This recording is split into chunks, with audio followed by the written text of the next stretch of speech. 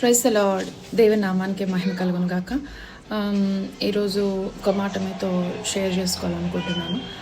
గత కొన్ని రోజులుగా మనం యూట్యూబ్లో కానీ న్యూస్లో కానీ మనం చూస్తున్నాము ఎప్స్టీన్ ఫైల్స్ అనేది చూస్తున్నాం కదా. అయితే ఈ ఎప్స్టీన్ అనే వ్యక్తి ఐలాండ్కి తీసుకువెళ్ళి పెద్ద పెద్ద పొలిటీషియన్స్కి, పెద్ద పెద్ద ఫైనాన్షియల్గా స్ట్రాంగ్ ఉన్న వాళ్ళకి, స్టార్స్కి, వీరందరినీ కూడా తీసుకెళ్ళి అక్కడ ఒక పార్టీ ఇచ్చేవాడంట.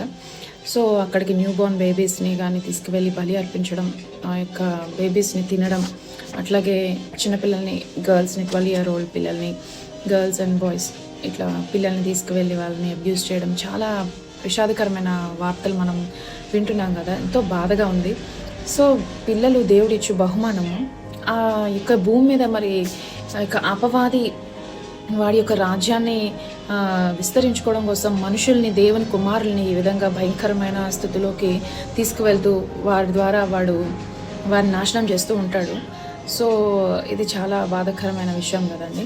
సో ఈ భూమి మీద పిల్లలు, మన యొక్క కుమారులు, కుమార్తెలు వీరందరూ కూడా దేవుడి రాజ్యాన్ని విస్తరించడానికి, కట్టడానికి, దేవుడు ఫలించి అభివృద్ధి పొందమని ఆదాము అవ్వని దేవుడు ఆశీర్వదించాడు. అలాగే నోవాహు సంతతిని ఆశీర్వదించాడు. అలాగే మనల్ని కూడా, ప్రతి ఒక్కరిని కూడా దేవుడు ఫలించి అభివృద్ధి పొందమని దేవుడి భూమి మీద ఆశీర్వదించారు.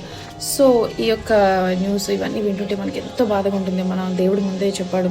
మనం ఈ ఎఫ్ఎస్సీలో యొక్క పత్రిక మనం చూసుకుంటే, ఫిలిప్పీలు 4, 6, 7, 8 మనం చూసుకుంటే ఒక మాట చెప్పుకోవాలనుకుంటున్నాం. మనం అందరం ప్రేయర్ చేయాలి. ప్రతి ఒక్క దాని నిమిత్తము కూడా మనం ప్రార్థన చేయాలి. ఈ భూమి మీద ఏంటంటే మనం పోరాడుతున్నది శరీరులతో కాదు, కానీ ప్రస్తుత అంధకార సంబంధమైన శక్తులతోనూ, లోకనాథులతోనూ మనం పోరాడుతున్నామంట.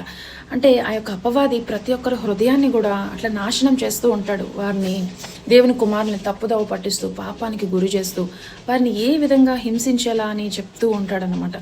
సో ఈ అమెరికాలోనే కాదు, ఇండియాలో 58% బాయ్స్ని అబ్యూజ్ చేస్తున్నారు. ఇంకా గర్ల్స్ని అంటే ఎంతో దారుణంగా అన్నమాట. అంటే వరల్డ్ వైడ్ మొత్తం భూమి మీద, ప్రపంచం అంతా కూడా ఈ యొక్క పిల్లల మీద టార్గెట్ ఎక్కువగా అపవాది అనేక రకాలుగా అంత్యకాల ఈ యొక్క ఎండ్ టైమ్స్ అనేవి వస్తున్నాయి కాబట్టి, ఈ యొక్క అంత్యకాల దినములు, ఈ యొక్క ఆఖరి దినముల్లో అపవాది ఏంటంటే మనుషుల యొక్క హృదయాలని చెడుతనంగా కంప్లీట్గా నింపేస్తూ ప్రేమ అనేది చల్లారిపోయేటట్లుగా చేస్తూ ఉంటాడు.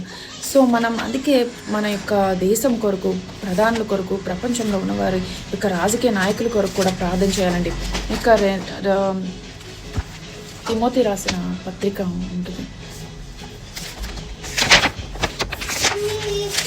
1 తిమోతి 2, 1, 2, 3 మనం చూసుకుంటే, తిమోతి రాసిన మొదటి పత్రిక 2వ అధ్యాయం 1, 2, 3 మనం చూసుకుంటే అండి, మనం సంపూర్ణ భక్తియు మాన్యతయు కలిగి నెమ్మదిగాను సుఖముగాను బ్రతుకు నిమిత్తము అన్నిటికంటే ముఖ్యముగా మనుషులందరి కొరకును రాజుల కొరకును, అధికారులందరి కొరకును విజ్ఞాపనములను, ప్రార్థనలను, యాచనను, కృతజ్ఞతాస్తుతులు చేయవలనని హెచ్చరించుచున్నాను. సో మనం ఏంటంటే ఈ భూమి మీద మనం నెమ్మదిగా ప్రశాంతంగా ఉండాలంటే అందరి కొరకు మనం ప్రార్థన చేయాలి. అంటే రాజులు, అధికారులు, అంటే మన యొక్క ఈ కాలంలో ఉన్న పొలిటీషియన్స్ కొరకు కానీ, యొక్క ఫైనాన్షియల్ మినిస్ట్రీస్, వీటన్నిటి కొరకు కానీ, అధికారులు ఎవరైతే బిగ్ షాట్స్ ఉన్నారో వారందరి కొరకు కూడా మనం ప్రార్థన చేయాలండి. ఎందుకంటే మనం ప్రశాంతంగా బ్రతకాలి అంటే వారి మైండ్స్ని కూడా దేవుడు ఆధీనంలో తీసుకోవాలి. వారి యొక్క తలంపులను కూడా దేవుడు ఆధీనంలో తీసుకోవాలి. అందుకే మనం ఏంటంటే దేనిని గురించి చింతింపకుడు కానీ ప్రతి విషయంలోనూ కూడా ప్రార్థనాపూర్వకంగా, కృతజ్ఞతాస్తుతులతో ప్రార్థనాపూర్వకంగా విజ్ఞాపన మనం దేవుడికి చేసినప్పుడు దేవుని నుండి క్రీస్తు యేసు ద్వారా మనకి మన యొక్క జ్ఞానంకు మించిన సమాధానం అనేది మనకి, మన తలంపులకి, మన హృదయాలకి కూడా కావలిగా ఉంటుంది. ప్రతి విషయంలో దేవునికి మనం మొరపెట్టాలంట. మరి ఈ యొక్క కాలంలో, ఈ యొక్క భయంకరమైన దినాల్లో మనం ఉన్నాము. ఈ యొక్క చిన్న బిడ్డల్ని కూడా వదలకుండా అపవాది వారిని బలి అర్పించడానికి ఆ యొక్క బలులు అనే యొక్క దాన్ని తీసుకొస్తూ ఆ యొక్క ఎంతో మనుషులు చేయడానికి అతీతంగా, రాక్షసంగా అలా ప్రవర్తిస్తున్నారు.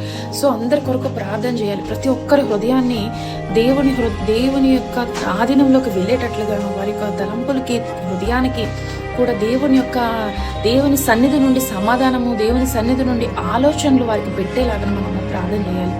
సో మనం ఒక్కరమే చేస్తే సరిపోతుందా? మనం ఒక్కరమే అంతమందిని రక్షించగలమా? మనం ఒక్కరమే వారి హృదయాన్ని మార్చేస్తామంటే చేయగలమండి. దేవునికి అసాధ్యమైనది ఏది లేదు. మనుష్యుడు యొక్క మనుషుడు ఏం అడిగితే అది దేవుడు దయచేస్తాడు. ఇప్పుడు ఫర్ ఎగ్జాంపుల్ మన యొక్క బైబిల్ గ్రంథంలో మనం బైబిల్ వాక్యాలను కొంచెం చూసుకుంటే, అబ్రహాం సొదొమ గొమొర్రాలో లోతు కొరకు మొరపెడతాడు. మనకి తెలిసిందే కదా. ఆదికాండం తీసుకుందాం ఒకసారి. ఆదికాండం 18వ వచనం తీసుకుంటే 25, 26. సో ఆదికాండం 18వ అధ్యాయం 23, 24 వచనాలు మనం చూసుకుంటే, అబ్రహాము దేవునితో ఇట్లా పోరాడుతూ ఉన్నాడు, అడుగుతూ ఉన్నాడు అనమాట. సొదొమ గొమొర్రా నాశనం చేయొద్దు దేవా. ఎందుకంటే అబ్రహాంకి సంబంధించిన లోతు కుటుంబం సొదొమ గొమొర్రాలో ఉంది కాబట్టి ఆ యొక్క పట్టణాన్ని అంతటినీ నాశనం చేసేస్తే తన యొక్క తమ్ముడు కొడుకైన లోతు కూడా కుటుంబం కూడా నాశనం అయిపోతుందేమో అని భయపడి దేవుని సన్నిధిలో ఇలా మొరపెడుతూ ఉన్నాడంట. సో అప్పుడు అబ్రహాం సమీపించి, దుష్టులతో కూడా నీతిమంతులు కూడా దేవా నాశనం చేసేస్తావా మీరు?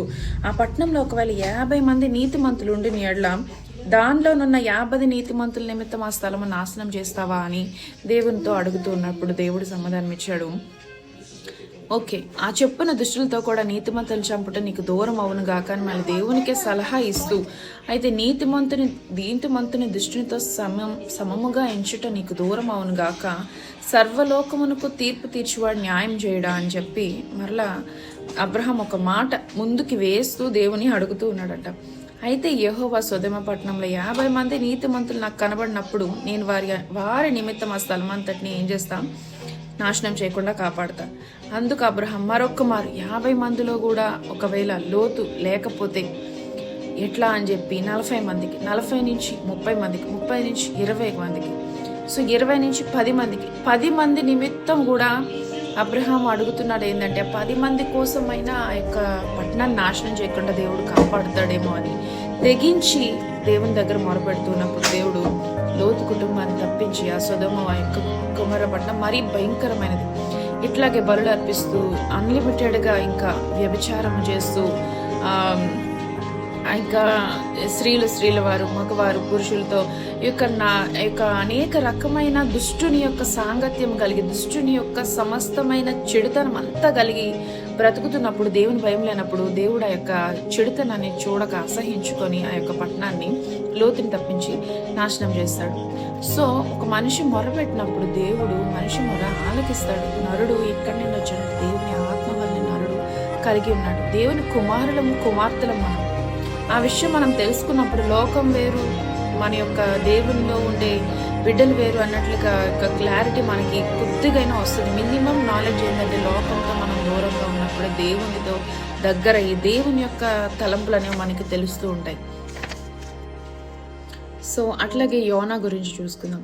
యోనా గ్రంథం తీసుకుంటే యోనా 4వ అధ్యాయం 1, 2, 3, 4 వచనం చూసుకుంటే దేవుడు ఏంటంటే నినవే పట్టణం వారి యొక్క స్థితి చాలా దారుణంగా, వారు కూడా దేవుని భయం లేకుండా బయలుదేవతలను పూజిస్తూ బిడ్డల్ని అర్పిస్తూ బిళ్ళల్ని కూడా బలిచ్చేస్తూ విగ్రహారాధన చేస్తూ త్రాగుతూ తిరుగుతూ తినుచు వారి యొక్క ఇష్టానుసారంగా జీవితాన్ని జీవిస్తున్నప్పుడు, అంటే పాపం అంటే విపరీతం అయిపోయినప్పుడు మాత్రమే దేవుడు ఒక భూమి మీదకి తీర్పు అనేది ఇస్తాడు, విపరీతం అయిపోయినప్పుడు. సో ఈ విధంగా ఈ విధంగా యోనాతో చెప్తాడు యెహోవా దేవుడు. నినివే పట్టణస్థుల దోషము 1వ అధ్యాయము 1వ వచనం 2వ వచనం. యోనా, నినివే పట్టణస్థుల దోషం నా దృష్టికి ఘోరమైన కనుక నీవు లేచి నినివే మహాపట్నమునకు పోయి దాని యొక్క దుర్గతిని కలుగునని ప్రకటింపు. సో దేవుని దృష్టికి ఘోరంగా అయిపోయిందని నినివే పట్టణాన్ని నాశనం చేస్తానని దేవుడు యోనాకి చెప్పినప్పుడు యోనా ఏం చేస్తాడంటే దేవుని మాట వినకుండా నినివే పట్టణం అని వెళ్ళకుండా తర్షీషు వాడకి వెళ్ళిపోతాడు. ఎందుకంటే వారికి అలా కావాల్సిందే. దేవుడు బైబిల్ అందరికంటే కూడా దేవుడు ఎంత కృపగలవాడో తెలుసుకున్నది యొక్క యోనానే అండి నిజంగా. ఎందుకంటే దేవుడు చంపడు అని తెలుసు. దేవుడు మనిషి ఒక్కసారి పశ్చాత్తాపడితే వాని వైపు తిరిగి వారిని రక్షిస్తాడని తెలుసు. సో దేవుడు ఎంత కృపగలవాడు. ఇక్కడ యోనా చెప్తున్నాడు 4వ అధ్యాయం 2వ వచనం చూసుకుంటే, యెహోవా నేను నా దేశమందు ఇట్లుండగా జరుగున నేను అనుకుంటాను కదా, అయితే ముందే అనుకున్నాను నేను, అయినా సరే నువ్వేం చేసావు, నేను వెళ్ళట్లేదని చెప్పి సముద్రంలో పడవేసి చేప 3 రోజులు మింగేటట్లుగా నాకు నరకం చూపించి నన్ను ఇట్లా బయటకు తీసుకొచ్చి మళ్ళా ఇప్పుడు వారు గోనబట్ట కట్టుకొని ఉపవాసం ఉండి దేవా మమ్మల్ని క్షమించు అని అనగానే కూడా ఆ ప్రజలందరినీ కూడా నువ్వు క్షమించి నాశనం చేయనని మాట ఇచ్చావు కదా, నాకు తెలుసు ఈ మాట అంటావని తెలిసే నేను ఇట్లా జరుగునని నేను అనుకుంటాను కదా, అందువల్లనే నీవు కటాక్షమును జాలియును బహుశాంతమును అత్యంత కృపగల దేవుడివై ఉండి పశ్చాత్తాపడి కీడు చేయక మానదువని నేను తెలుసుకొని దానికి ముందుగానే నేను తర్షీషునకు పారిపోతుంది. సో దేవుడు ఎంత మంచివాడంటే ఆయన ఏంటంటే కటాక్షము, జాలి, బహుశాంతము అంటే దీర్ఘశాంతము, అత్యంత కృప, కనికరము కలిగిన వాడే ఉన్నాడు. సో పశ్చాత్తాపడి మనం ఎవరమైనా కీడు చేయకుండా పశ్చాత్తాపడినప్పుడు దేవుని సన్నిధిలో ఆయన ఉపవాసం ఉండి మొరపెట్టినప్పుడు వెంటనే దేవుడు సమాధానం ఇస్తాడు. సో ఆ విధంగా అంత మంచి దేవుడు. మనం ఒక్కరు తలుచుకు ఇప్పుడు యోనా ఆ యొక్క పట్టణం అంతా ఎలా రక్షింపబడింది? దేవుణ్ణి తెలుసుకొని ఉపవాసం ఉండి, దేవా మమ్మల్ని క్షమించు, మేము నీ దృష్టికి చెడుతనం చేశామని చెప్పగానే నినివే పట్టణం అంతా కూడా కాపాడబడింది. సో అలాగే ఎస్తేరు గురించి కూడా మనం చూసుకుంటే, ఎస్తేరు రాజాజ్ఞానికి భయపడక యూదులందరికీ ఉపవాసం ఉండమని చెప్పి తను కూడా తన యొక్క చెలికత్తెలతో 3 రోజులు ఉపవాసం ఉండి దేవుని దృష్టిలో మొరపెట్టినప్పుడు ఆ రాజాజ్ఞకు వ్యతిరేకంగా ఆ రాజు మనస్సు ఎస్తేరుని చూడగానే దయ కలిగి, ఎస్తేరు నీకేమి కావాలా, సకమ రాజ్యం మట్టుకు నీకు ఇచ్చేదనని ఎస్తేరు మీద దయ చూపించిన వాడేవాడు యెహోవా దేవుడే కదండి.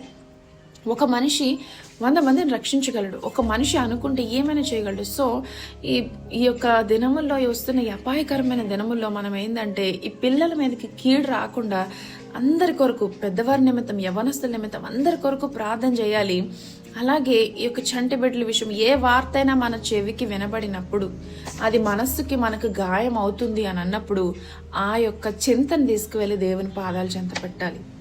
దేనిని గూర్చి చింతింపంకడు గాని చింతపడకుడి గాని ప్రతి విషయములోనూ ప్రార్థన కృతజ్ఞతాస్తుతులతో, ప్రార్థన విజ్ఞాపనలతో, కృతజ్ఞతాస్తుతులతో దేవుని సన్నిధిలో మనం మొరపెట్టినప్పుడు దేవుడు మన జ్ఞానమునకు మించిన సమాధానము యేసుక్రీస్తు ద్వారా మనకి అనుగ్రహింపబడి మన హృదయమునకును మన యొక్క తలంపులకు కూడా అది కావలిగా ఉంటుంది.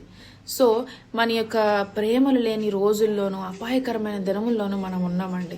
సో మనం ఒకరికొకరము ప్రార్థన చేసుకోవాలి. మన చుట్టుపక్కల వారి కోసం, మన రక్త సంబంధికుల కోసం, మన సంఘస్థుల కొరకు, నమ్మని వారి కొరకు, రక్షణ లేని వారి కొరకు మనం ప్రార్థన చేసినప్పుడు దేవుడు మన మొర ఆలకించి ఆయనకు కృప చూపించి మన జ్ఞానానికి మించిన సమాధానము మనకి కలుగజేస్తాడు. ఏదైనా తప్పు, బాధ కలుగుతుందంటే అట్లా ఉండిపోకండి, స్టక్ అయిపోకండి. దాని నిమిత్తం ఏం చేయాలి? మనము ప్రార్థన చేయాలి, దేవునికి మొరపెట్టాలి. అప్పుడు దేవుని యొక్క కృప మనం ప్రార్థన చేసే వారిపైన కుమ్మరింపబడి మనుషులు మార్చబడతారు, రక్షణలోకి నడిపించబడతారు. మనకి కూడా, మన హృదయానికి, తలంపులకు కూడా మనకి సమాధానం అనేది కలుగుతుంది. God bless you all. చిన్న ప్రార్థన చేసుకున్నాం. మన యొక్క బిడ్డలందరి కొరకు కూడా మనం ప్రార్థన చేద్దాం. ఓకేనా అండి?